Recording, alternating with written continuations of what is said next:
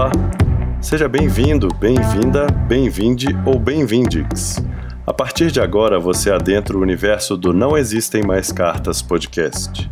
Um conteúdo derivado do processo do documentário que vai retratar o relacionamento à distância entre casais de vários formatos separados durante a pandemia do Covid-19. Antes de começar, queria dizer que precisamos muito de você.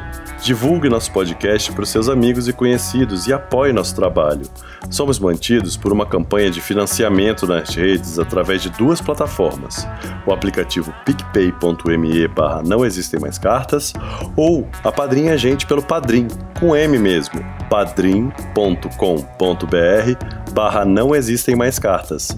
A partir de R$5 mensais, você pode ajudar a seguirmos firmes e gerando conteúdo. Neste segundo episódio, vamos conhecer a história da Régia, médica e emergencista em São Roque, namorada do Paulo, que gravamos no dia 13 de maio de 2020.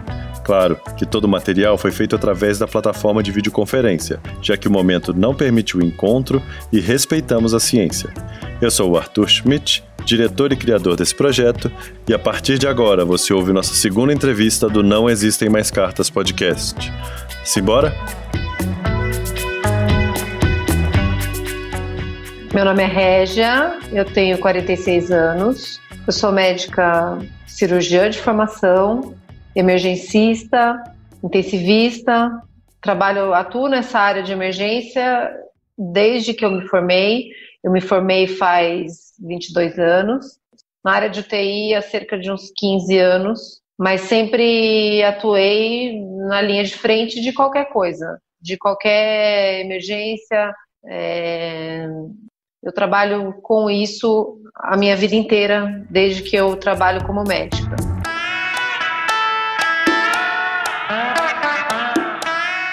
Eu nasci em São Paulo e minha mãe é professora, meu pai era professor também. Meu pai teve muitas atividades, mas na época era professor também.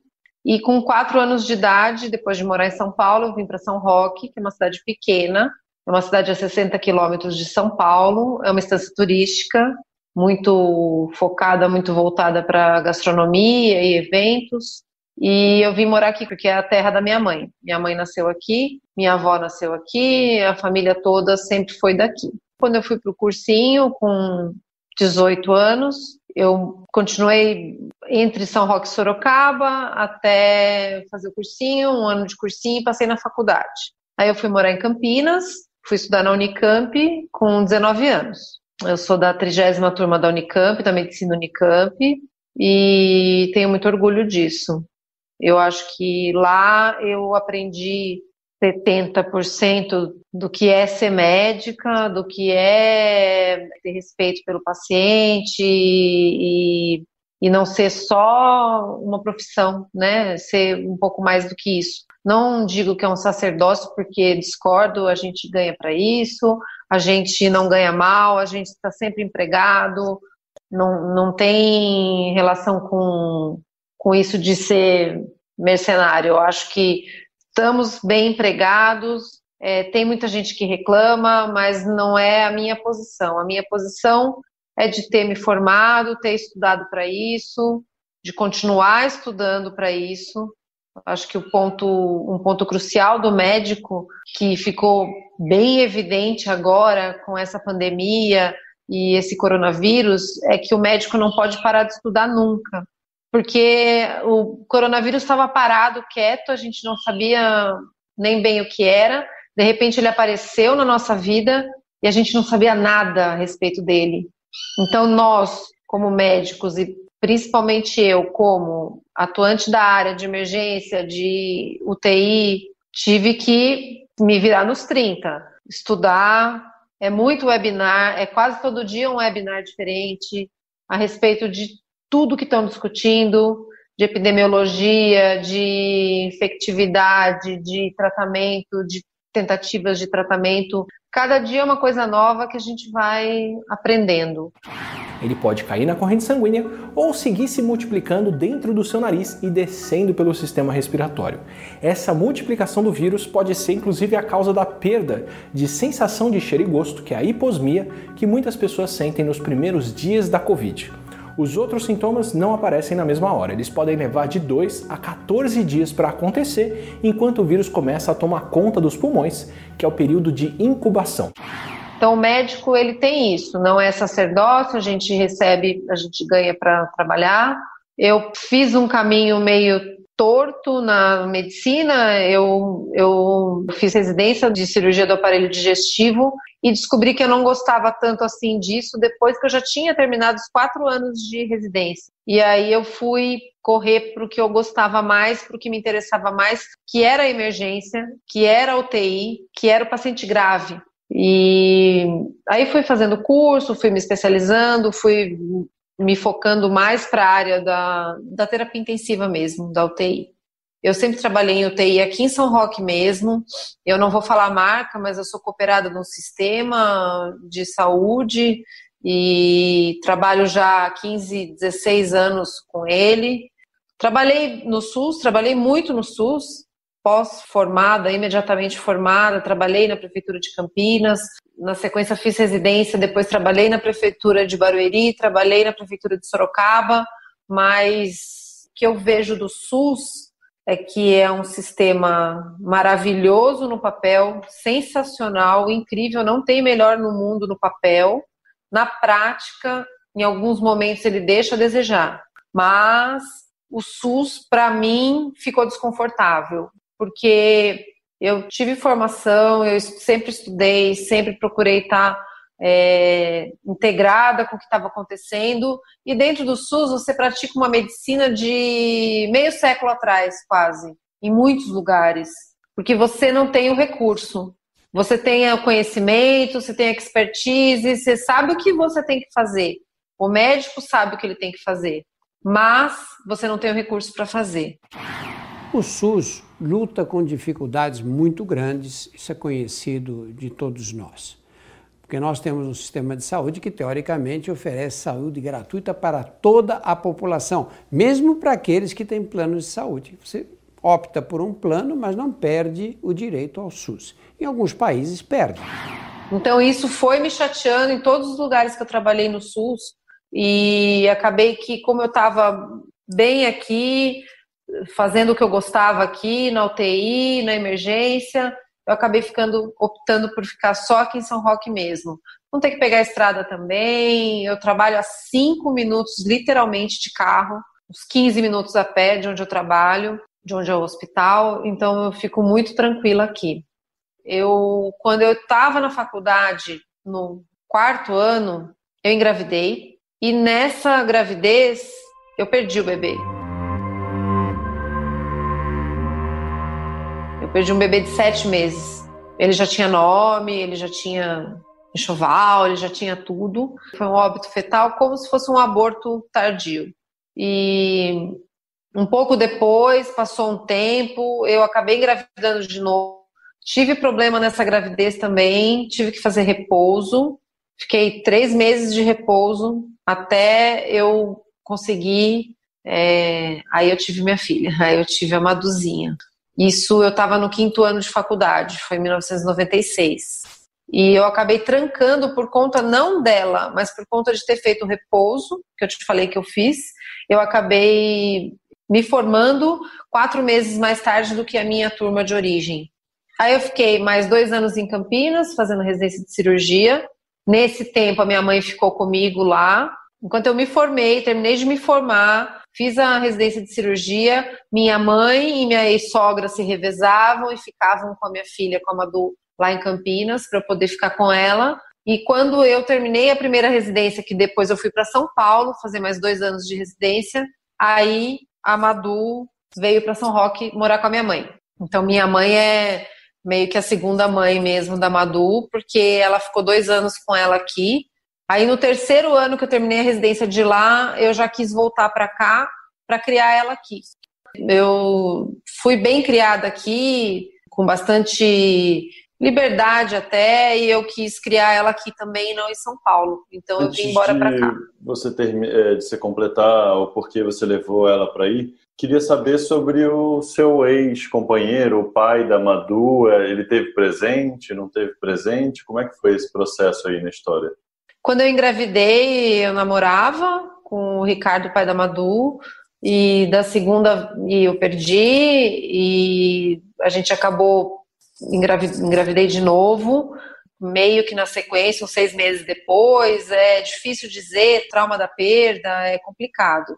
Mas o pai da Madu sempre foi um menino mais novo, e eu acho que no fundo o desejo mesmo era meu de ter essa filha. Sempre pensei em ter filho cedo, não passava pela minha ideia ter filho mais tarde. Eu achava que eu ia estar demandando minha carreira, ia estar pedindo muito de mim, e eu achava mais fácil antes. É ideia de jirico, né? Porque não faz sentido.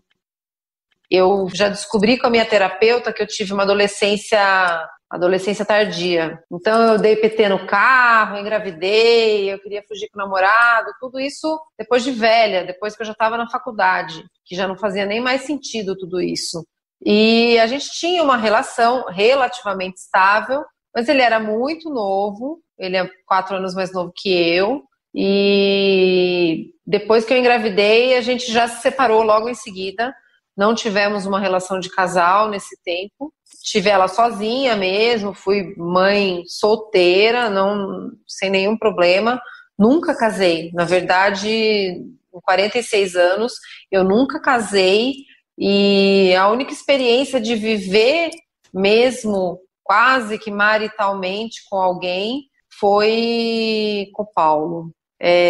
Depois que a Madu nasceu, durante uns 3 dias, pelo menos, ela ficou sem nome, porque os nomes que eu tinha pensado, Bianca, Júlia, Marina, Gabriela, eu achava que ela não tinha cara de nenhum desses nomes. Não achava que ela tinha essa cara.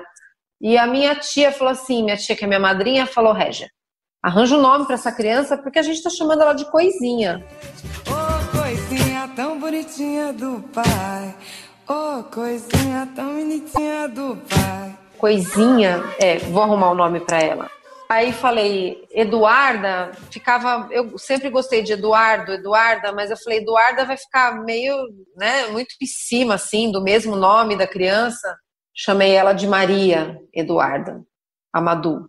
Encontrou um nome, né? Esse muito legal. nome era para ser dela, porque o nome completo dela é Maria Eduarda Costa Forte. Então o nome já é um nome forte, é um nome, e é a cara dela. E Madu, ela era menina, assim, eu comecei a falar dela, e Maria Eduarda, eu não queria falar um apelido, eu não gostava de Duda. E, de repente, eu não conhecia esse apelido, mas Madu, Maria Eduarda, Madu, e hoje ela usa como nome artístico, inclusive, o Madu Forte, porque ela realmente gostou. Então aproveita e conta um pouquinho da Madu pra gente, como é que ela é. Conta, vai, Madu. Então, a Madu nasceu em 96, né? Ela tem 24 anos já, e a coisa que ela tem mais raiva é que falam que a gente parece irmã. Ela realmente, ela não tem raiva de verdade, mas ela fica desesperada, porque é tanta gente que ao longo da nossa vida sempre falou isso, e eu não fui mãe assim tão cedo, fui mãe cedo, com 22 anos, mas não era uma adolescente de 15, né? Então, a gente sempre ouviu isso, nossa, parece irmã, parece irmã. Eu tenho muito orgulho disso, eu tenho essa coisa de, não gosto de parecer velha, eu tento parecer jovem. Aí ela nasceu em 96, eu estava na faculdade ainda. Minha mãe me ajudou muito. Minha mãe, na verdade, fez o papel de segunda mãe, de pai, de vô, de vó. De vô é sacanagem, porque ela teve um vô muito presente, né, que é o pai do pai dela. A avó da Madu me ajudou muito também, ia ficar com ela lá em Campinas. E era aquela loucura de, ainda no internato, ainda no 5º, 6º ano, ter a bebê, ter que sair para amamentar, ter que correr. Quando eu fiz a residência de cirurgia foi pior ainda, porque era mais correria ainda. Às vezes eu passava quase dias sem ver direito ela, mas ela já estava maiorzinha, ela já não estava mamando no peito. E depois que eu fui para São Paulo, ela veio para cá morar com a minha mãe, e eu fiquei 2 anos lá em São Paulo, meio que longe dela. Depois eu vim direto aqui para São Roque e criei ela aqui. nunca tive problema para criar, com a criação dela, uma menina doce, uma menina maravilhosa, que quis ser artista. Ela não quis ser artista, né? Artista eu acho que se nasce.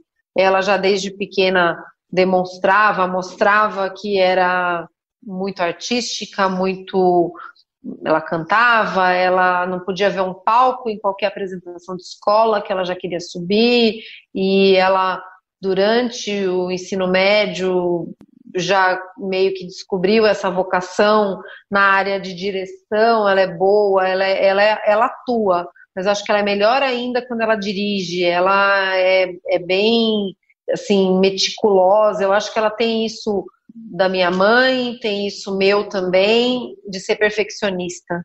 Minha mãe sempre foi professora, diretora de escola. Ela foi minha professora quinta, sexta, sétima série. Ela me ensinou muito do que eu sei de português, do que eu sempre soube. Eu tirei um 10 de redação na FUVEST, muito por causa do que ela me ensinou, do que fez saber o que era importante. E a Madu teve isso também. Isso, apesar da gente se matar, de tentar fazer ela ler, ela não gosta muito de ler. É curioso até, que a gente tem muito isso, minha mãe, eu, minha família toda, e ela tem uma falta. Eu considero uma falta essa coisa de não ter o prazer na leitura. Você acha que as gerações mais novas leem menos, e se isso está diretamente conectado à hiperconectividade e outros tipos de leitura que sejam novos tipos de leitura, substituem, não substituem? O que você pensa disso? Ela não é dessa geração. Ela não é. Ela tem 24 anos. Quando ela nasceu, mal tinha e-mail.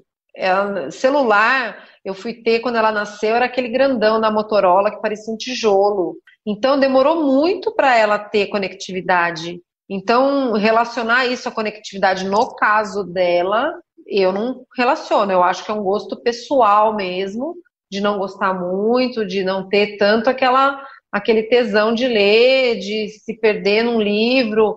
Ela até lê, não é que ela não lê, mas ela não tem aquele prazer, assim, inenarrável de ler um livro sensacional. Agora, a conectividade hoje em dia, com certeza, tem a ver. As crianças menores, mais novas, elas nasceram num mundo novo, nasceram num mundo diferente, que o livro é uma coisa diferente, a realidade é outra, elas estão conectadas desde bebê. Você vê bebê mexendo com o dedinho no celular, no tablet, porque é intuitivo demais, né? Ler demanda muito mais aprendizado, eu acho que demanda muito mais do cognitivo da pessoa, ela lê, do que ela passar para frente, passar para cima, correr no Facebook e no Instagram. Hoje a gente vive num país onde a educação é absolutamente deficitária. E ao passo que a gente não consegue estabelecer essas discussões nas escolas, a gente tem de os fazer nos âmbitos do entretenimento. E aí o que parece ser apenas um vídeo de uma drag queen se torna um vídeo educativo, né? De arte-educação, ou melhor, de artivismo, né? Porque eu estou usando a minha arte como uma forma de fazer ativismo político. Outro nível de concentração também, e cuidado, que é um cuidado também quase artístico também de fazer as coisas, né? Que a gente está fazendo aqui, por exemplo, agora de investigar mais, né? A leitura tem muito essa proximidade, mas eu também estava discutindo isso. Existem outros tipos de maneira de pessoas e indivíduos e de aprender as coisas, né? Eu acho que o que a gente faz também está muito relacionado a isso, a contação de história, né? Então tem gente que consegue ouvir e absorver de uma outra maneira, né? É muito louco isso, né? É a questão da aula, né? É isso que eu comentei com você mais antes um pouquinho, essa questão do webinar e o tanto de aula que a gente está tendo a respeito da Covid, e eu me sinto muito confortável de assistir uma aula. Eu assisto uma aula com o mesmo prazer que eu assisto um seriado no Netflix. Pela tranquilidade de você estar em casa, deitar na própria cama e você estar vendo uma aula. É diferente de quando você vai num congresso, é gostoso também no congresso, mas no congresso você tem toda uma demanda de ir para o lugar, é avião, é viagem, é roupa, é acordar cedo, é ir para a aula, é um monte de gente, aqueles plenários lotados. O webinar, você está sozinho, na tranquilidade do seu lar, fazendo o que você quiser, com o pijama sujo, velho que você quiser, e você está aprendendo, está entendendo, está concentrando, está crescendo, está aprendendo mesmo, desenvolvendo, porque ficou muito patente com essa quarentena o quanto a gente precisa desse contato. Teve um dia que eu tive 3 reuniões, uma foi com você, logo em seguida, de repente, alguém chamou para fazer uma reunião do Zoom com os colegas de turma, na 30ª turma que eu faço parte lá na Unicamp, colegas de turma de faculdade, foi entrando um, entrando outro, a gente devia estar umas 15 pessoas conversando, e eu tive que sair porque eu tinha marcado um outro webinar, que era a morte no jantar, era o sarau da morte. Eu não falei muito isso de mim ainda, mas eu tenho um lado que eu acabei não chegando nisso, na verdade, né? Acho que a gente pode chegar então, a gente pode passar a Madu, que já foi incrível, você falando de todos os afetos, todas as impressões dela, e a gente pode ir para agora continuar a Régia intimamente, dos seus gostos, dos seus afetos, e aí a gente chega na no sua Paulo. relação com o Paulo. Paulo, que eu não sei se você sabe, mas o apelido é Papi. Papi? Não sabia, ele não me contou isso. Ele não te contou? Como que ele não te contou? Ele tem um irmão gêmeo, ele te contou isso? Não me contou que ele tem irmão gêmeo. Mas me conta um pouco desse seu íntimo. Vamos antes de falar do Paulo. Você falou, não sabe, mas tem uma coisa... o que era da morte? Desculpa, que eu não entendi. Depois que eu estava muito envolvida com essa questão de UTI, de terapia intensiva, de tratamento de pacientes graves, transporte de pacientes graves, que eu fiz muito tempo da minha vida, e eu comecei a questionar não fui eu que comecei a questionar. Na verdade, foi um movimento que começou a questionar, que a medicina foi numa escalada. Você foi indo. Você chegou num pico que você fazia absolutamente tudo para salvar a vida da pessoa. Quando muitas vezes, ao invés de salvar a vida da pessoa, você devolvia ela para a casa dela, para a vida dela, para a família dela, um caco. Então a medicina ela foi, e chegou um momento que a terapia intensiva teve que voltar um pouquinho. Teve que repensar o que era isso, repensar o que era esse tratamento intensivo e essas pessoas que estavam saindo da UTI muito sequeladas, muitas com ventilação mecânica ou com uma traqueostomia, muitas sendo alimentadas artificialmente por sonda ou por uma gastrostomia. E a medicina começou a repensar esses pacientes, até onde a gente vai tentando salvar a vida. E isso criou um movimento que não foi criado, na verdade, esse movimento já existe desde o século passado, na Inglaterra, isso existe há muito tempo, principalmente na Europa, que é a medicina paliativa, que são os cuidados paliativos. Os cuidados paliativos são os cuidados, não necessariamente de fim de vida, mas são os cuidados que visam tirar a dor e trazer conforto para o paciente, independentemente se ele vai morrer hoje, daqui uma semana, daqui um mês ou daqui um ano. É o paciente que tem uma doença grave, incurável e progressiva. Então, isso me tocou muito e eu comecei a me interessar muito por isso e fui estudar isso, fui fazer uma pós de cuidados paliativos, fui entender o que era isso, aprender o que era isso e acabei a gente estava assim, montando uma equipe, montando um grupo de cuidados paliativos, quando veio essa reviravolta toda aí do Covid. Então, eu acompanho muito grupos que falam da morte como uma coisa natural, como uma coisa que é a única certeza que todo mundo tem, é a única certeza que nós temos, é a única certeza mesmo que todo mundo tem é que um dia vai morrer. É a noção de finitude, né? Mas essa primeira noção de finitude, eu queria saber quando foi na sua vida que você começou a pensar, porque você tem contato com ela o tempo inteiro. Tempo inteiro. A própria finitude e qual é a sua noção de finitude, de morte e pós-morte? Existe, não existe? Me conta um pouco. Eu acho que a idade traz um pouco isso, né? A questão de ter noção da finitude. Enquanto somos jovens, não ficamos doentes, não morremos, não temos problema. Claro que vez ou outra morre um colega da faculdade, morre um colega da escola e você se pergunta, nossa, que estranho, morreu um jovem. Mas eu acho que vem com a idade mesmo essa noção de finitude, essa coisa de que vai acabar e de que todo mundo vai morrer. Eu tenho isso profissionalmente porque eu trabalho há muito tempo com isso, com UTI, com pacientes graves e com morte, não vou dizer diária, mas em alguns momentos até quase diária, e de que isso é normal, de que as pessoas morrem. A maioria das vezes elas morrem de uma doença. Os longevos que têm 100 anos, que têm 90 e tralalá, e que morrem que nem um passarinho, são a minoria. A gente sabe disso, a maioria das pessoas morre de doença. Então a gente tem que observar a finitude partindo do princípio da doença. Você tem uma doença grave, muitas vezes incurável, progressiva, você tem um câncer avançado, você tem uma doença cardíaca avançada, renal avançada. Isso foi caindo a minha ficha, fui vendo isso e entendendo que a morte acontece. O que não pode acontecer, a morte acontece. O que não pode acontecer é a indiferença e a frieza em relação à morte, seja do ponto de vista profissional, do ponto de vista pessoal. Então, nós temos que ter esse respeito pelo fim da vida do paciente, lembrar que ele é o amor de alguém, isso a enfermagem gosta muito de lembrar a gente. O paciente é o amor da vida de alguém. Pode ser da mãe, do pai, do filho, da mulher, do marido, de quem for. Ele é o amor de alguém. Então você tem que ter esse respeito. E uma coisa que eu sempre advogo a favor é o respeito à autonomia das pessoas.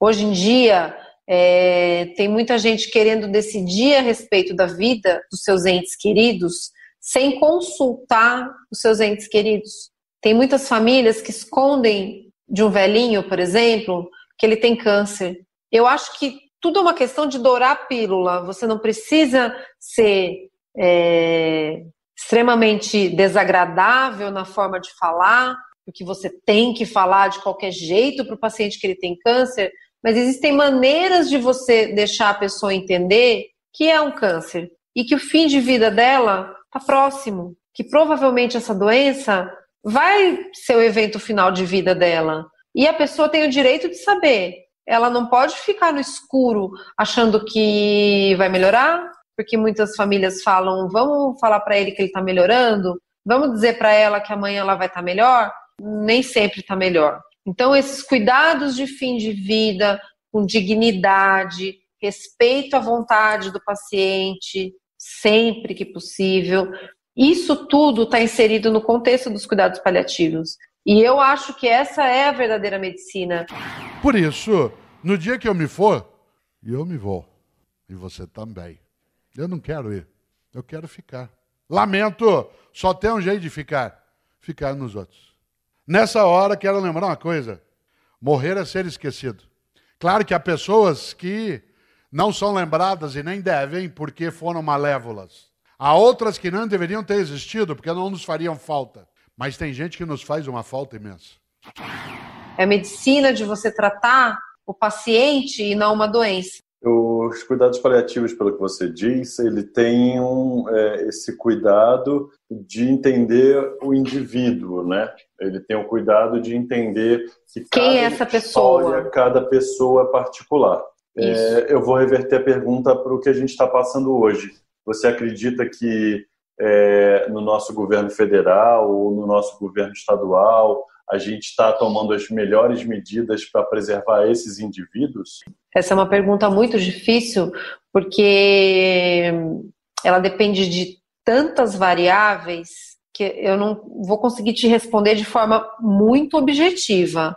Mas estudos mostram que a atividade econômica reduzida e a pobreza aumentam o índice de mortalidade lá na frente. Porque as pessoas ficam sem emprego, sem comida, desnutridas, sem saúde, sem acesso ao sistema de saúde, e isso aumenta a mortalidade.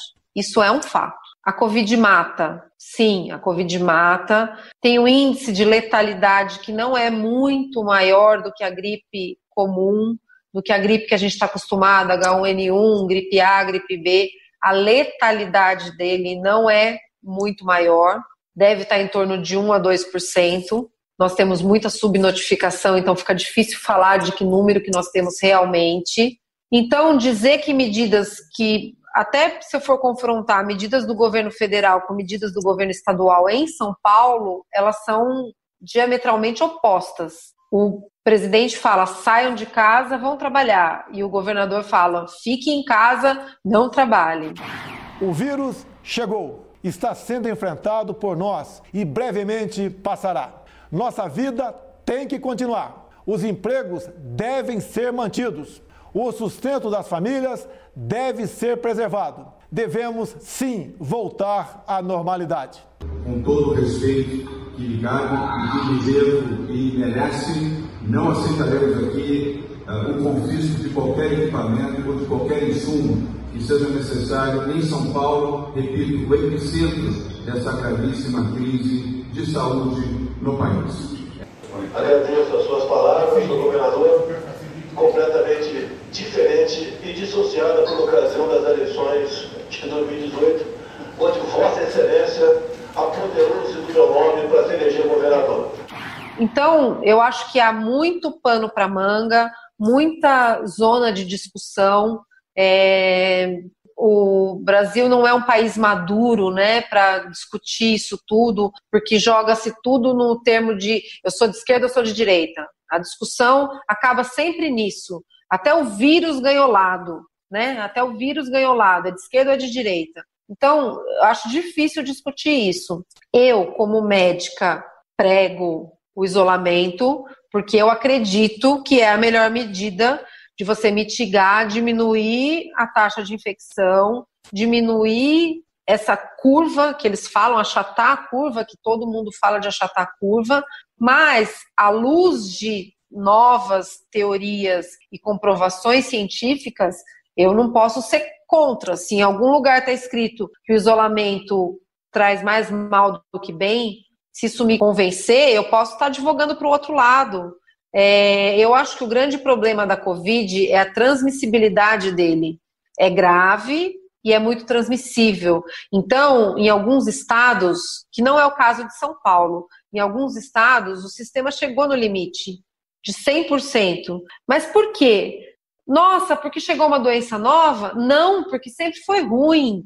Porque em Manaus, no Amazonas, nunca ficou médico trabalhando lá. Porque as condições de trabalho são ruins, os salários são ruins e ninguém quer ficar lá.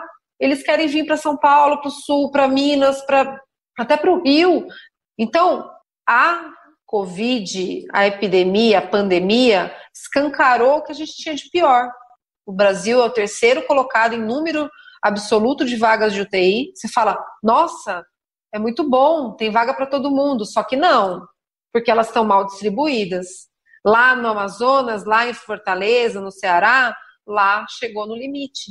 Em muitos lugares chegou no limite. Em outros lugares está muito abaixo do limite. O sul brasileiro não sofreu praticamente nada com a Covid, porque a estrutura deles sempre foi melhor. Então, você pegar um presidente que fala numa regra única para um país como o Brasil é uma insanidade. Eu acho que realmente cada governador ou até mesmo cada prefeito, dependendo da cidade, tem que ver o que é melhor para o seu mini-mundo. Então, a briga eterna vai existir. O vírus é da esquerda, né? Enfim, eu não sei qual que é a lógica que eles estão usando, mas o Bolsonaro quer que saiam de casa, o Dória quer que fiquem em casa. Então, o vírus agora tem lado, é o único país que o vírus tem lado político. Então, fica muito difícil de dar uma opinião muito profunda, eu acho isso, eu acho aquilo. Eu acho que o isolamento é importante, mas a gente tem que rever algumas políticas em lugares onde o sistema não está sobrecarregado. Legal, você falando dessas proporções continentais, né, do país e as políticas, e também com esse entendimento que uma das falas exponenciais está na boca do nosso presidente da República querendo equalizar isso. Isso é quase impossível mesmo. Tem que ter um diálogo direto que está sendo interrompido com os governadores, né? Enfim.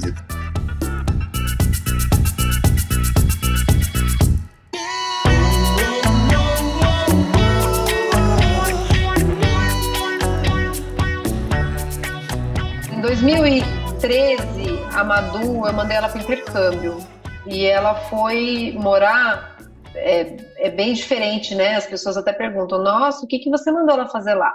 Ela foi para a Eslováquia fazer um intercâmbio de 1 ano, ela foi pelo Rotary, e o Rotary tem muito isso de qualquer lugar do mundo, qualquer lugar é lugar, qualquer lugar é legal para você fazer intercâmbio. E ela sempre foi uma menina, eu digo, abençoada, porque as coisas acontecem para ela na hora certa, no lugar certo. E sobraram 3 vagas de intercâmbio e ela acabou pegando uma vaga para ir para a Eslováquia passar 1 ano lá. Nesse ano, eu também recebi um eslovaco aqui, que era o meu filho, né, meu host son aqui no Brasil, e é o Davi. Ele é eslovaco, ele mora lá na República Tcheca, que ele estuda hoje, e a Madu foi para lá. Madu foi para lá viver na casa de 2 famílias diferentes. Foi muito legal, ela já voltou para lá depois de novo, ela adora aquela cidade que ela morou, que chama Košice. Ela fala aquela língua super esquisita que parece um russo, mas é escrito em alfabeto, nosso alfabeto mesmo, não é em cirílico. Ela fala, eu não sei se ainda fala fluentemente, mas ela falava fluentemente aquela língua bem esquisita. E ela estava no intercâmbio quando eu, bem dizer, não foi quando eu conheci o Paulo. Agora eu vou explicar que ele é Paulo, mas é Papi também, porque as pessoas todas, os amigos próximos, conhecem ele como Papi. O Papi, ele tem um irmão gêmeo, eles são gêmeos bivitelinos, eles não são iguais. Eu falo que o pai dele teve muita criatividade, porque ele teve 2 filhos gêmeos, e o nome do pai dele é Paulo Sérgio. Então, o que ele fez? Ele colocou um de Paulo e o outro de Sérgio. Bem criativo. E eles, como gêmeos têm aquela coisa, dizem, né? Aquela coisa de gêmeos, que se entendem lá entre eles, meio pelo olhares, e, enfim. E eles tinham um apelido de criança. Então, um era o Papi, que era o Paulo, e o outro era o Té, que é o Sérgio. E isso ficou até hoje. A maioria das pessoas conhece ele como Papi. Alguns chamam de Papi, porque vê a grafia e tem um pouco de dúvida de como fala, mas ele é o Papi. O nome de chefe dele é Paulo Papi Guimarães. Enfim, e eu falo que eu me apaixonei primeiro pela comida dele, do Paulo, e não por ele. Porque ele era uma figura que eu conhecia meio de leve. Os avós da Madu tinham uma pizzaria ao lado do restaurante dele. Então, desde que a Madu era pequena, eu convivia com aquele restaurante, eu comia naquele restaurante, eu adorava aquele restaurante, mas eu não conhecia o chefe. Eu só agradecia da comida que estava muito boa, falava para avisar o chefe que a comida estava muito boa, mas eu não conhecia a pessoa, a figura dele. E isso só foi acontecer em 2013, que eu tive exatamente a noção de quem era ele, pessoa física, assim, fisicamente. Primeiro eu me apaixonei pela comida, depois eu vi quem fazia comida e gostei também de quem fazia comida. Gostava da comida, gostava de quem fazia comida. E eu dei em cima dele, na cara dura. Ele é tímido, né? Ele é tímido. Ele tem aquele jeito de mal, assim, aquela cara, aquelas tatuagens, aquelas coisa, mas ele é muito tímido, ele é muito até bobinho, tadinho. E eu falei, vou conquistar esse cara.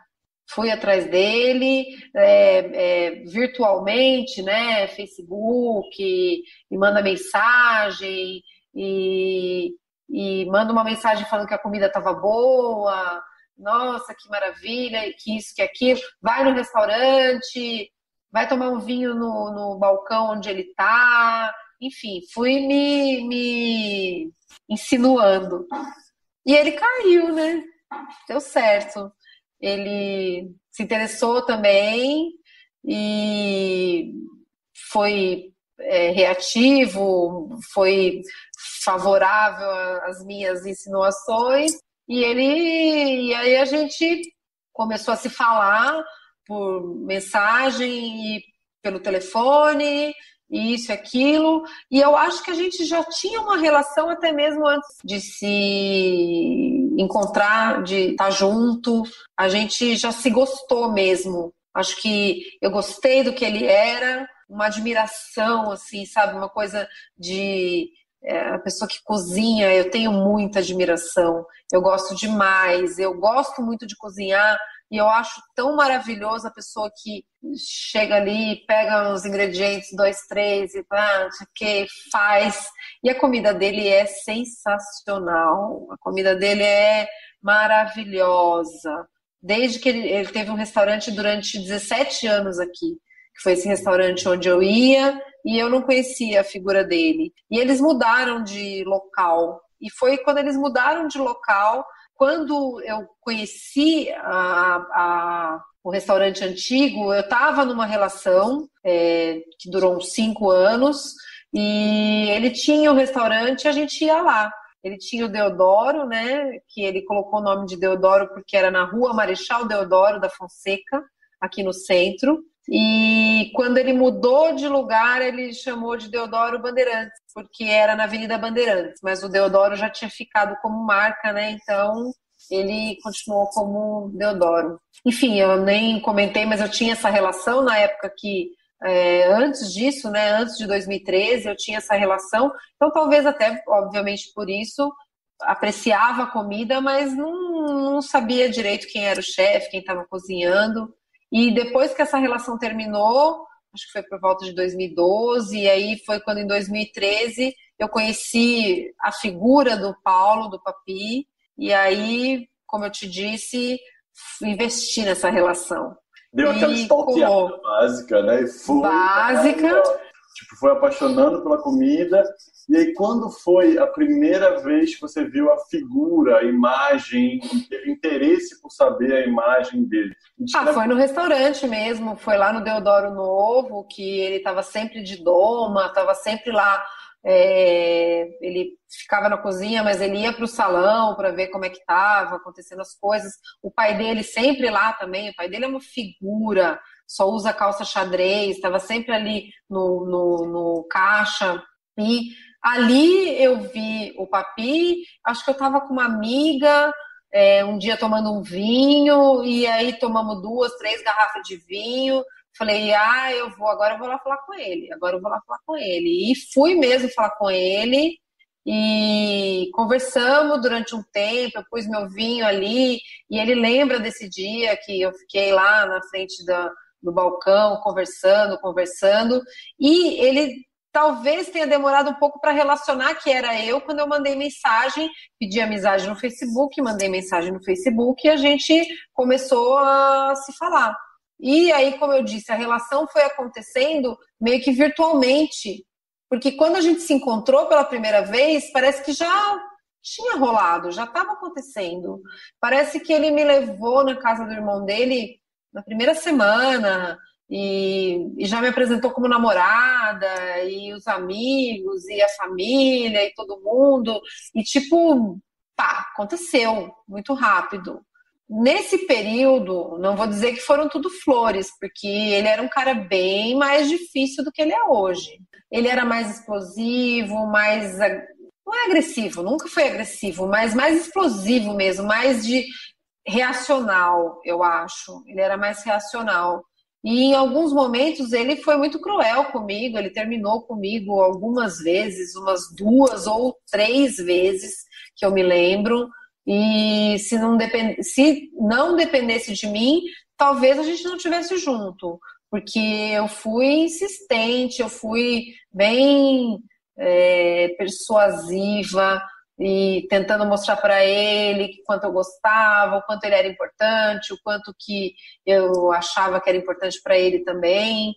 Enfim, isso em alguns momentos ele foi meio difícil comigo, mas no final das contas, já acredito que há uns 3 anos a nossa relação é bem estável, de 2 anos para cá que ele teve o câncer, e aí eu ainda como médica, mais centrada ainda nessa coisa de tratamento, das cirurgias. Um amigo que é um amigo do peito, colega de turma praticamente, meu amigo há 25, 26 anos, que é o médico que veio trabalhar aqui, já antes até que eu, e que é um cirurgião de cabeça e pescoço, do AC Camargo, o Guinho, e ele que operou o Paulo as 2 vezes, ele que fez as cirurgias, e ele que acompanhou esse tratamento todo, que me deu maior força esse tempo todo, nos deu a maior força esse tempo todo.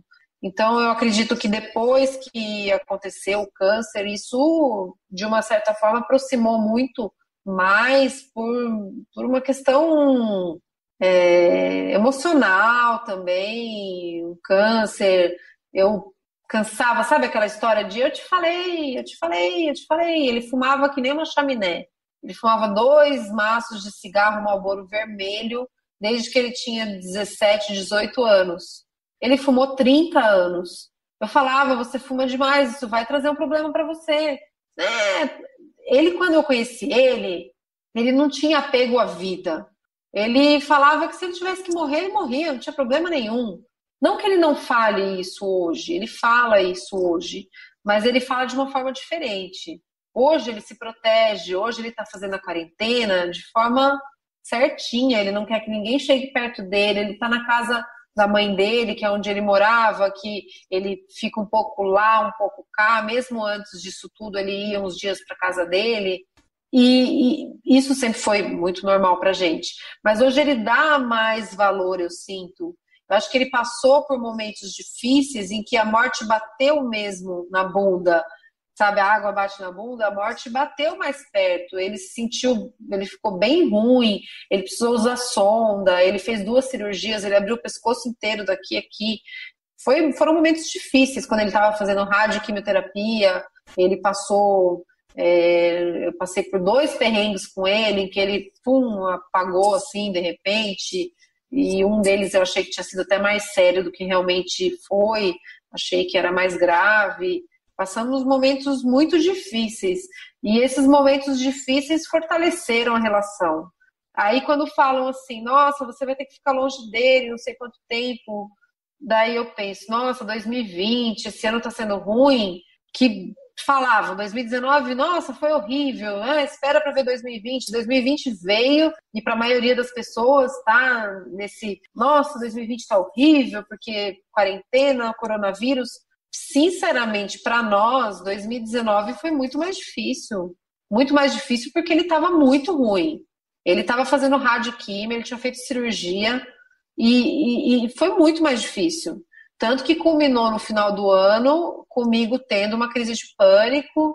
Fiquei sem trabalhar durante 2 meses, porque minha área de trabalho é uma área crítica, né? Eu tenho que estar bem, não posso estar com nenhum tipo de problema emocional grave, físico grave, porque a atenção é 100%, né? Ali não tem espaço assim para erro, né?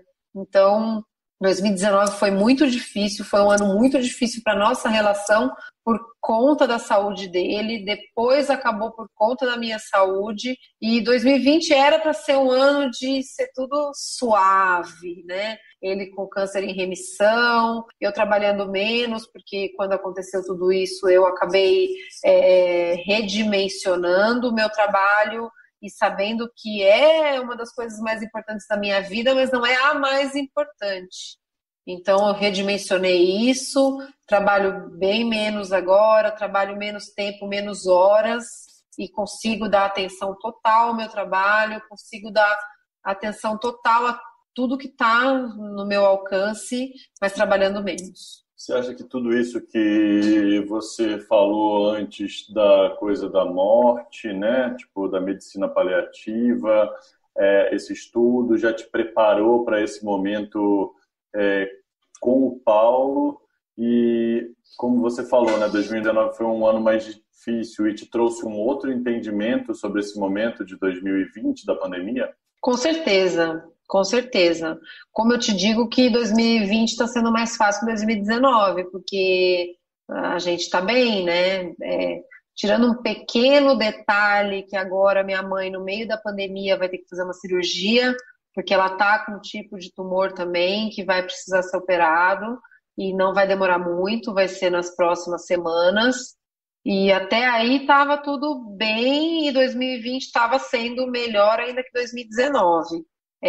O fato de eu trabalhar com essa medicina paliativa e esse assunto da morte, que até eu acho que eu pincelei com você, mas eu acabei não te dando detalhes do final da história, é que tem um grupo, o que eu te falei do Jantar da Morte, né? Tem um grupo, ele chama Tom Almeida, ele criou um projeto chamado Infinito, em que ele trabalha com a morte e com a finitude. E no ano passado, inclusive, eu fui num evento deles, que era sobre a morte, em São Paulo, e ele tem esses mini encontros de Jantar da Morte, Cineclube da Morte, e ele fez um evento maior, né, chamado Infinito, em que pessoas que trabalham com isso, ou pessoas que passaram por perdas, ele mesmo foi uma pessoa que passou por 3 perdas consecutivas, e ele trabalha muito essa questão da morte. Eu tive palestra com uma enfermeira que trabalha em UTI neonatal, infantil, não é nem neonatal, é infantil mesmo, americana da Califórnia, que 8 horas da manhã, ela tinha 3 filhos, 8 horas da manhã, o marido dela passou por cima do filho mais novo, do caçula, e matou o caçula na hora. E eu tive uma palestra com ela, Jéssica, eu não lembro sobre o nome dela agora, mas ela falou sobre como foi tudo isso, como foi levar o menino para a sala de emergência, já sabendo o que estava acontecendo, aquele período de reanimação que ela esteve presente o tempo todo na sala, e ela já sabia que ele não ia voltar, e o médico chegou para ela e falou: Jéssica, daqui a 2 minutos eu vou parar tudo isso e vou sinalizar ele como morto. E ela contando isso, ela dá a palestra contando isso, como foi perder esse filho, como foi os momentos logo depois da morte dele. Ela ficou 3 horas com ele morto no colo, cuidando dele. Ela tirou fotos dele, ela fez fotos que hoje estão na sala de jantar dela. E é uma visão muito diferente, uma visão meio que mais antiga, mais ancestral da morte, porque hoje a morte é muito mais mecanizada, é tudo muito mais rápido. E começar a ter mais respeito por esse momento da morte, por oferecer para os familiares, para as pessoas que amam aquela pessoa, ficar com ela o tempo que eles quiserem, o tempo que for necessário, com o corpo, porque é a pessoa que está ali. E eu fui me integrando com muitas vertentes a esse respeito. Li muitos livros, li o do Rafael, eu não lembro o sobrenome dele, que perdeu uma filha de 8 anos com gripe. E até é curioso que agora, né, a Covid não deixa de ser uma gripe. É uma gripe que pode virar uma pneumonia. E ele, quando não se falava disso, perdeu uma filha de 8 anos. E ele escreveu um livro que chama O Pai da Menina Morta, porque ele se sente, depois disso tudo, ele demorou para ser o Rafael de novo, e ele sempre era o pai da menina morta. O livro dele é bem bacana, bem interessante. Louco como tudo essas isso coisas todas conectam com o que está acontecendo agora, né, Régia? É muito doido como a gente consegue gerar, a partir disso, uma reflexão sobre até as próprias mortes e todo o caos que a gente viu acontecer em outros países, né? A Espanha, a Itália, principalmente. Uma das personagens que está na Itália, inclusive, né? Que está mandando material para a gente. Liberaram agora a saída, né? Nessa nova noção de normalidade. Sim, acabou de liberar, né? Acabou esse fim de semana, eu acho. Então, e aí ao mesmo tempo a gente chegou e a gente vai continuar, né, em São Paulo, no estado de São Paulo, que é onde a gente está hoje, até o dia 31, né? E aí eu ia te perguntar sobre eu não sei se o termo você concorda ou não, e me discorra sobre o termo, porque para mim é novo no meu universo, mas essa escolha de Sofia, né?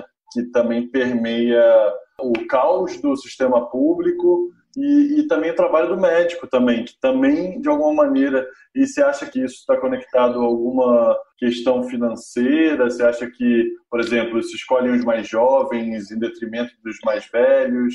Você acha que a gente pode chegar nesse ponto com as nossas medidas de acho que não. prevenção? Acho que não. Isso aconteceu na Itália, né, onde a gente teve muitos casos, né? Eu acho que ainda é o terceiro, eu acho, Itália, ainda hoje. Enfim, isso aconteceu na Itália porque o sistema de saúde de lá, apesar de ser um país de primeiro mundo e a medicina ser de primeiro mundo, eles não estavam preparados para o tamanho disso. Vou te dar uma cola aqui, ó. A gente está com os Estados Unidos com mortes. 70. Casos tem 1.400.000. Não, mas mortes 70, 80 mil. 84.353. Espanha tem 27 mil. Isso é o World Matters, né? Que é a fonte oficial que eu acho que a maioria das autoridades estão usando, que é conectada com a Organização Mundial de Saúde. Aí tem a Espanha com 27.104 mortes, a Rússia com 2.212, o Reino Unido, a Inglaterra, 33.186, a Itália com 31.106 casos e o Brasil vem logo na sequência com 12.635 mortes hoje. A Itália está em quinto lugar e o Brasil está em sexto agora no ranking. Quinto e o Brasil em sexto. É que proporcionalmente ainda a Itália é infinitamente muito mais casos, né? Voltando lá naquilo que tinha sido o começo da pergunta. Isso aconteceu na Itália e relatos de que aconteceu na Espanha também. O sistema de saúde é de primeiro mundo, mas eles não estavam preparados para atender tanta gente grave ao mesmo tempo. O número de leitos de UTI por 100 mil habitantes deles é infinitamente menor do que o nosso, do que o americano. Enfim, o deles é muito menor o número de leitos de UTI. E eles tiveram aquela contaminação em massa, porque eles fecharam tarde, né? Eles tomaram medidas de isolamento social tarde. Milão é como se fosse São Paulo aqui no Brasil, e Milão não pode parar. Então foi onde começou, lá na Lombardia, e foi onde a epidemia foi pior. Tem bem esse paralelo com São Paulo mesmo, tem bem esse paralelo com Nova York mesmo. Então a gente está falando mesmo de megalópolis. Megacities, né? Megacidades, né? Megalópolis que viraram o centro da epidemia. Lá, Milão não é até uma cidade tão grande, se você comparar com São Paulo e Nova York, mas é o centro comercial e financeiro daquele país. Aquilo estancou o sistema de saúde, chegou no limite do sistema de saúde. E realmente médicos contam que tiveram que fazer a escolha de Sofia, de decidir qual paciente eles iam entubar e qual paciente ia ficar no respirador. Isso eles tiveram que fazer, e isso eu já tenho relatos que no Rio e em Manaus isso já aconteceu aqui no Brasil. Porque lá o sistema deles também está no limite. O Conselho Federal de Medicina fez um documento onde ele não é uma regra, tá? Ele só simplesmente dá ferramentas para o médico se ele tiver que decidir entre duas pessoas para entubar e para colocar na ventilação mecânica, para colocar no respirador. Ele deu idade, comorbidades, são doenças associadas. Se a pessoa tem pressão alta, diabetes, problema cardíaco, problema renal, ele dá um score, um instrumento para te ajudar a decidir qual paciente você vai investir e qual paciente você vai. Aí eu acho que nesse caso deveria muito entrar, eu estou acompanhando a Sociedade de Cuidados Paliativos, porque quando você não tem um respirador para entubar um paciente e ele está agonizando com falta de ar, o mínimo que você pode oferecer para ele é conforto. Esse conforto tem um nome, esse conforto se chama morfina. É uma coisa que a gente tem muito receio, tem muito médico que tem receio de prescrever morfina e opioides e opiáceos, porque nos Estados Unidos isso virou um problema de saúde. Lá eles têm muita adicção a opioide, que não é a realidade do Brasil, e o médico brasileiro tem um medo bobo de não prescrever morfina, porque o paciente vai ficar adicto, vai ficar viciado em morfina. Então, o papel do médico paliativista, nesse contexto todo, é de procurar dar conforto para esse paciente que não foi entubado. Esse paciente que é um vovozinho, que é renal crônico, tem doença cardíaca e tem um jovem que só tem um respirador e o médico teve que entubar só um. E esse vovô, ele tem que ter conforto, mesmo no fim de vida, mesmo se for para morrer, porque não vai ter respirador para ele, seja com dignidade, que seja com conforto e podendo fazer alguma coisa por ele. Você concorda que a idade é um fator de seleção nesse score? Você concorda com esse score, assim, ou você prefere não entrar nesse julgamento? Se fosse só a idade, aí eu já discordaria. Mas você vai levar outras coisas em consideração. Você vai levar o quanto que a pessoa é capaz para as atividades básicas de vida dela. Então, o grau de funcionalidade é importante quando você está falando do idoso. Porque você pode ter um jovem sequelado de um AVC ou de um trauma raquimedular que está acamado. Um jovem de 20 anos acamado. E um senhor de 73 anos, rígido, ativo. Aí, nesse caso, a idade não faz muito sentido. Porque a vida do senhor de 73 é muito mais funcional do que a vida desse moço que está acamado, que está sequelado. Exatamente sobre isso que eu estava perguntando. Eu acho que a minha pergunta transita mais nesse sentido. Mas aí eu vou te fazer uma outra pergunta, que é uma coisa que eu estou refletindo, tá? Estou querendo saber a opinião de vocês. Sim. Você acha que essa coisa do score, da idade, pode gerar alguns equívocos se não for levado em consideração? Não, mas o score leva em consideração todas as comorbidades, sim, não é só a idade. O score é justamente para evitar esses equívocos. Porque a minha pergunta era sobre tempo de produtivo social, entende? E ela estava mais relacionada a isso. Será que o score não está relacionado a tempo produtivo, tendo como mais importante tempo produtivo de um jovem do que de um idoso? A gente usa muito funcionalidade, né? Eu acho que tempo produtivo é mais um termo jurídico do que médico. A gente leva muito mais em conta a funcionalidade, justamente porque a gente tem noção da finitude. Um jovem de 23 anos pode morrer amanhã, e um vovô de 100 anos levar mais 2 anos para morrer. Então, é a questão da finitude, é a questão que realmente ninguém sabe a hora que vai morrer. Então, o tempo produtivo é muito difícil de estimar. O senhor de 73 anos, que é super ativo, pode ter mais tempo produtivo que um jovem sequelado acamado. Eu não estou dizendo que eu, Régia, decidiria entubar o vovô de 73 e não o sequelado. Não estou dizendo isso. Eu estou dizendo que são coisas que esse score, que não fui eu que fiz, que foi o Conselho Federal de Medicina, que ele veio como um mecanismo para ajudar o médico que se encontre nessa escolha de Sofia. Inclusive, eu acho que aqui em São Paulo isso não vai acontecer. São Paulo tem leito de UTI suficiente para atender milhares de pessoas. Milhares de pessoas. Os leitos de UTI se concentram mais no sul-sudeste, principalmente em São Paulo. O número de leitos de UTI do estado é enorme. Então, eu tenho para mim que em São Paulo a gente não vai ter isso.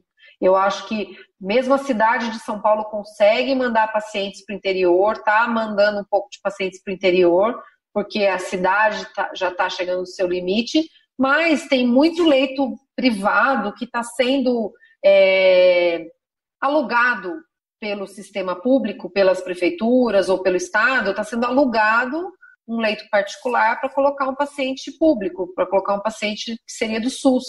Então, o SUS aluga esses leitos e provavelmente, se isso tivesse sido feito desde o começo, ao invés de fazer hospitais de campanha e toda essa coisa massiva, se você tivesse pego o dinheiro que você tem para fazer isso e alugado leitos do sistema privado, você teria tido um resultado muito mais satisfatório. Você ia ter leito para todo mundo, ia ter UTI para todo mundo, e ia gastar menos, ia ter menos espaço para corrupção, que já está acontecendo, infelizmente, né? A gente vê que a corrupção não para em momento nenhum, seja na alegria ou na tristeza, a corrupção, seja na Copa do Mundo, que é um momento de alegria, seja na Covid, na pandemia da Covid, a corrupção segue firme e forte. Queria perguntar justamente sobre isso, então. Eu só vou ilustrar com o caso do Rio de Janeiro, né, que foi dos respiradores, a compra dos respiradores, né? Que nem existiam. Exato, que não existiam, e isso é uma prática que, apesar da nossa classe média já fechar o olho, sempre existiu, e é uma cultura brasileira, né? Eu acho que a gente viveu dessa cultura, e eu acho que a gente andou muito, inclusive, apesar de ter sido um pouco alienado nessa última eleição, e a gente está tendo as comprovações do que aconteceu, enfim, nem todos, né, porque cada um tem uma medida, é super difícil de decidir, mas eu não vou bandeirar para nenhum lado, para não ter nem falar aqui em entrevista. Mas eu queria saber a sua opinião como profissional de saúde, se você consegue enxergar isso, o que você enxerga sobre essa corrupção cotidiana e como se impacta no seu trabalho. O melhor resumo disso é a frase do Ronaldo Fenômeno, né? Está sendo gasto também muito dinheiro em saúde, em segurança, mas a gente vai receber a Copa do Mundo. Sem estádio, não faz Copa do Mundo, amigo. Não se faz Copa do Mundo com hospitais. Ele falou isso verbalmente, literalmente. Ele falou isso num contexto em que tudo era alegria. Vamos fazer Copa, vamos fazer Olimpíada. Enfim, era outro contexto, era outra vertente política que estava no poder, mas enfim, se comprovou, foram feitos por volta de 10 estádios mais ou menos que foram construídos, muitos deles não se usa para absolutamente nada, hoje não se usa para nada, são elefantes brancos, lá no meio da Amazônia, lá onde está morrendo gente porque não tem leito de hospital, lá foi feita uma arena para 2 times. E o Ronaldo falou, não se faz Copa do Mundo com hospitais, porque o povo falava, faz hospital em vez de fazer estádio. Não, vamos fazer estádio, porque senão não dá para ter Copa do Mundo. E naquele momento a Copa do Mundo foi mais importante do que qualquer hospital. Hoje, retrospectivamente, a gente sabe que houve corrupção em muitos desses estádios. Então, o Brasil... Esse é só um exemplo de que sempre pensou em outras coisas que não a nossa educação, que não a nossa saúde. Então, eu vejo como SUS o quanto de dinheiro poderia ter sido empregado, porque o SUS é um programa maravilhoso. No papel, ele é sensacional, ele contempla todos os brasileiros. Qualquer brasileiro tem direito ao SUS. A saúde é universal no Brasil. Então, isso no papel é maravilhoso, porque qualquer pessoa tem direito de usar um hospital, um recurso de saúde público, por mais que ele seja um mendigo, uma pessoa de rua, mas ele passou mal, ele está ruim, ele pode ir ali no pronto-socorro mais próximo do SUS e ser atendido e ter direito a uma vaga quando tiver a vaga. Então o SUS é maravilhoso no papel, mas eu acho que foi tão sucateado, que foi tanto dinheiro que podia estar sendo empregado lá. No Rio de Janeiro, a gente tem o exemplo do Sérgio Cabral, o quanto de corrupção que foi no governo, nesses governos, né? Quase todos eles foram presos, governadores e ex-governadores do Rio, o quanto que foi sucateada a saúde no Rio, ainda especificamente. Eu vejo que São Paulo ainda tem alguma coisa de melhor, porque eu vejo que São Paulo ainda tem mais recurso, querendo ou não, muitos hospitais estaduais que funcionam muito bem, muitos recursos públicos que funcionam bem, apesar de que pequenas cidades também sofrem, né? E aí vai de cada cidade, a corrupção está desde o mini mundo ali do vereador, do prefeito, o mundo um pouco maior do deputado estadual e do governador, e a nível federal com o deputado federal, senador e todo o governo em si, né, presidente, enfim. É bem complexo, a gente pode ficar horas falando só sobre então isso. Vamos voltar para poder até encerrar, já que você é uma fã do futebol, né, enfim, né, Régia, eu queria perguntar para você... porque são figuras públicas e assim como grandes empresas, grandes jogadores acumulam um grande patrimônio. Você acha que eles têm uma responsabilidade social a partir disso? E eles estão cumprindo a responsabilidade social deles, os jogadores que você tem mais admiração? Como é que está aí o território do futebol para você? Eu vejo que todo ser humano tem responsabilidade social, seja ele pobre, seja ele rico, seja ele mais bem ou menos bem dotado financeiramente, culturalmente, enfim. A gente é responsável pelo vizinho, a gente é responsável pela pessoa que passa aqui com fome. Nós somos responsáveis uns pelos outros. Nós temos que lembrar disso. Aí, caindo na questão financeira especificamente, eu acho que quem ganhou mais dinheiro, seja pelo motivo que for, tem mais responsabilidade com as outras pessoas.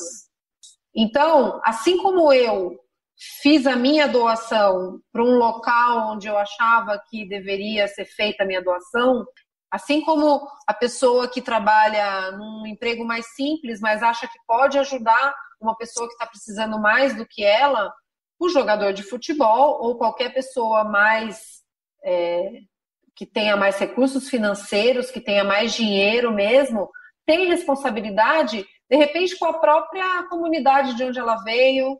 Então, o Cafu falava tanto do Jardim Irene, que ficou famoso na Copa porque ele falou que era 100% Jardim Irene. Hoje, se ele tiver recursos, será que ele está ajudando o Jardim Irene, que é onde ele nasceu, onde ele cresceu, onde ele foi criado como jogador de futebol? Será que ele está ajudando o Jardim Irene? O Ronaldo, eu sei que também veio da periferia do Rio de Janeiro, o Romário também veio, e o Neymar veio de Santos, e cada um deles ajudar aonde eles podem ajudar, mas não acho que seja uma responsabilidade, você falou do futebol, mas eu acho que é uma responsabilidade de todos.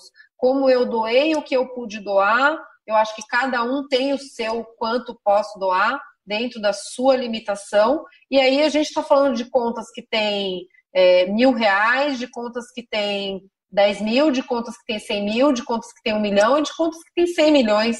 Então, cada um sabe aquilo que deve, que pode e que consegue ajudar. Enfim, foi um exemplo, né, o futebol, mas a gente pode falar de todas as outras profissões, enfim. Assim como a gente começou a falar aqui no início da entrevista, Não Existem Mais Cartas, sobre a sua relação, e a gente conseguiu abrir tanto assunto até agora. E por você ser uma profissional de saúde, é muito importante escutar a sua voz e o que você consegue enxergar, tanto no momento que você está atuando o seu trabalho, que eu estou me reservando a não falar linha de frente, porque acho que esse termo é muito militarizado e a gente deturpa um pouco esse termo, né? E talvez aliene um pouco da função e das dificuldades que passa um profissional de saúde e da legitimidade que tem em se afastar disso. A gente pode abordar isso na próxima conversa, né? Que eu acho que a gente tem bastante tema até o dia 31, pelo menos, de maio, que parece quando a gente vai voltar a uma normalidade. E aí eu queria saber agora, só para encerrar, a gente conseguir nos últimos 10 minutinhos aí, você me falasse sobre essa perspectiva de voltar a essa normalidade, também pensando que o Paulo é imunossuprimido. Você consegue visualizar em quanto tempo a gente volta? Ou se volta? Como é que é isso?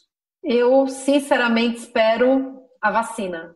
Essa é a minha realidade. Falando pessoalmente, Régia, com relação à minha relação com o Paulo, o que eu espero é a vacina, porque, como você não gosta de falar linha de frente, mas eu trabalho diretamente com pacientes que têm Covid, com pacientes que estão entubados, que eu entubo, que eu estubo, que eu cuido, e o meu risco profissional de adquirir o vírus é muito alto. Então, para eu ter uma relação, para ter uma proximidade com ele, eu só vou me sentir segura quando existir a vacina. Porque mesmo que as coisas, entre aspas, voltem à normalidade, as pessoas voltem a sair na rua, voltem a trabalhar, o vírus não sumiu. O vírus, ele só some, desaparece, quando a gente gera uma imunidade de rebanho. quando tanta gente pegou a doença e adquiriu imunidade, que ela protege as outras pessoas que não adquiriram. Mas eu sempre vou ser uma pessoa que corre o risco de ter o vírus, porque eu estou sempre lidando com pessoas doentes. Então, enquanto o vírus não sumir, gerar imunidade de rebanho global, ou a vacina não surgir, que é o mais seguro e realista, porque você vê que a gripe mesmo, o H1N1, que foi uma tragédia para muita gente, e se falava muito, ninguém morre de gripe. Morre sim, as pessoas morrem de gripe. Muita gente não acredita, acha que é exagero de médico, mas morre de gripe. E eu te contei a história daquela menina de 8 anos que morreu de gripe. Então, o que fez mudar essa curva? A vacina. Se tem uma coisa que funciona no Brasil, é a vacinação.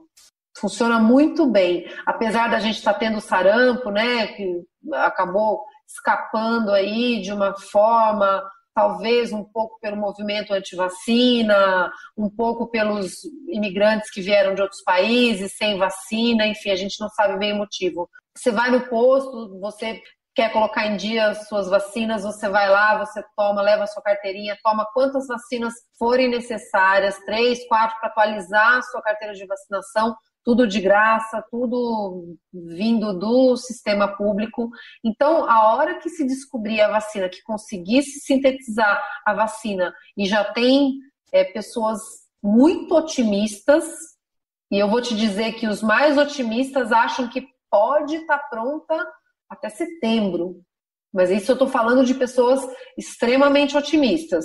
As mais realistas falam em termos de 1 ano, 1 ano e meio, que a gente vai ter a vacina, e tendo a vacina de uma forma mais segura, aí você vai poder ter contato, eu, pelo menos, como pessoa suscetível a transmitir o vírus, vou ter mais segurança para estar perto dessas pessoas próximas de mim, que tem mais chance de pegar, não só o Paulo, como algumas pessoas da família dele, o pai e a mãe dele, e a minha mãe, principalmente, que são os grupos de risco pela idade e pelas doenças associadas. Então, a vacina, para mim, vai ser, com certeza, a melhor notícia da década, quando sair. Porque ficar longe é muito difícil.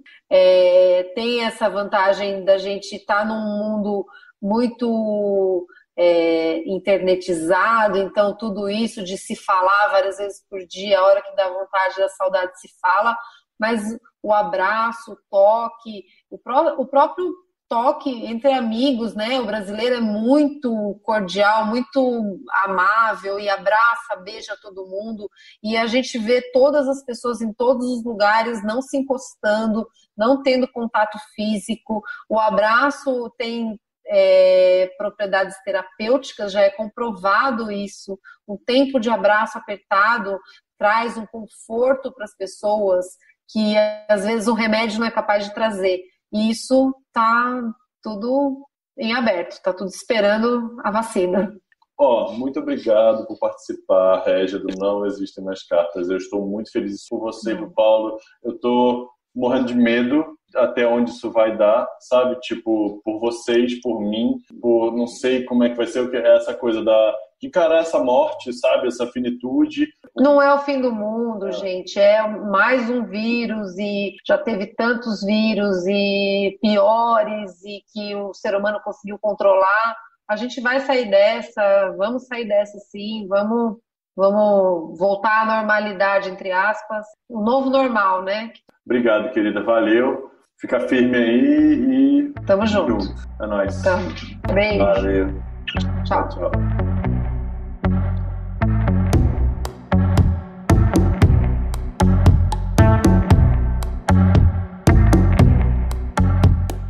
Essa foi a história da Régia, namorada do Paulo, em que falamos desde sua conquista de um chefe de cozinha cabeça dura a cuidados paliativos com a morte e sua decepção com os ídolos de futebol.